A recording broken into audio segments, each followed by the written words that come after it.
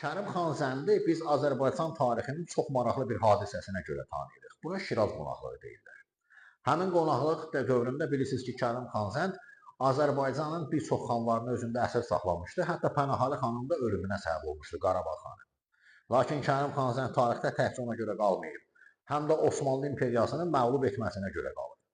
1768-1774-cü ildə Osmanlı imperiyası Rusiyaya məğlub olur və Kərim Xanzənd bundan istifadə edərək İranın dənizlərə ticarətini aktivləşdirməklə ötürü Bəsrəni Osmanlılardan almaq istəyir.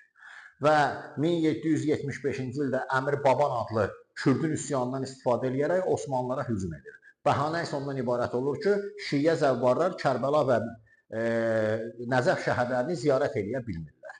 Böyük zərbələrdən sonra əvvəlcə Bağdadı, ətrafını və Anadolunu qarət edir və 1775-ci ilin aprelində isə Bəsrəni Kərim Xanzəndin sərkərdəsi Sərdar Xanzənd mühasirəyə alır. Bir illik mühasirədən sonra 1776-cı ilin aprel ayının 17-sində həmin ərazini ələ keçirilir. Osmanlılar buna reaksiya verə bilmirlər. Düzdür, Kərim Xanzənd dənizlərə çıxa bilmir, o strateji planına nail ola bilmir. Lakin Osmanlılar da Bəsrəni qaytara bilmirlər. 1779-cu ildə Osmanlılar Bəsrəni qaytarır, çünki artıq Kərim Xanzənd ölmüşdü və Bəsrəni artıq müdafiə etməyəcək bir adam da yox idi.